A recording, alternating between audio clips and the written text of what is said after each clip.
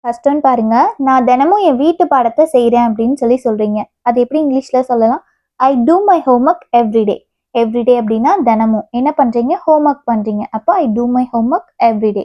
Two எங்க use பண்ணணும் அப்படின்னா, கரண்ட்ல ஒரு ஆக்ஷன் நடக்குது அப்படின்னா டூ யூஸ் பண்ணுவீங்க. ஐ, யூ, வி, தே வரும்போது டூ யூஸ் பண்ணுவீங்க. ஹீ, ஷி, இட் வரும்போது டஸ் யூஸ் பண்ணுவீங்க. செகண்ட் ஒன் பாருங்க. அவ நேத்து வீட்டு பாடம் செய்தாள் அப்படின்னு சொல்றீங்க. அப்போ she did her homework yesterday. அதாவது நடந்து முடிஞ்ச ஒரு விஷயத்தை பத்தி, பாஸ்ட்ல நடந்த ஒரு ஆக்ஷனை பத்தி பேசுறதுனால டிட் யூஸ் பண்ணியிருக்கோம். தேர்ட் ஒன் பாருங்க. அவன் இப்போது யோகா செய்து கொண்டிருக்கிறான். அப்ப என்ன பண்றாங்க? செஞ்சுட்டே இருக்காங்க. அந்த ஆக்ஷன் இப்போ ப்ராக்ரஸ்ல நடந்துட்டு இருக்கு. அப்ப டூயிங் யூஸ் பண்ணணும். He is doing yoga now. Now அப்படின்னா இப்போ என்ன பண்றாங்க? யோகா பண்ணிட்டு இருக்காங்க.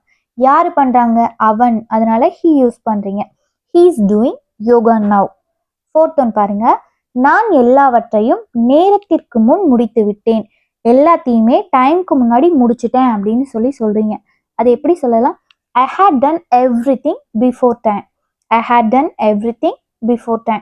டன் எங்க யூஸ் பண்ணலாம் அப்படின்னா, கம்ப்ளீட்டட் ஆக்ஷன். இந்த விஷயம் நடந்து முடிஞ்சிருச்சு, அதனால தான் டன் யூஸ் பண்ணியிருக்கீங்க. I had done everything before time. இப்போ உங்களுக்கு ஒரு கொஷின், உனக்கு என்ன வேணும் அப்படின்னு கேட்போம் இல்லையா? அதை இங்கிலீஷ்ல எப்படி கேட்கலான்னு நீங்க சொல்லுங்க. தேங்க்ஸ் ஃபார் வாட்சிங்.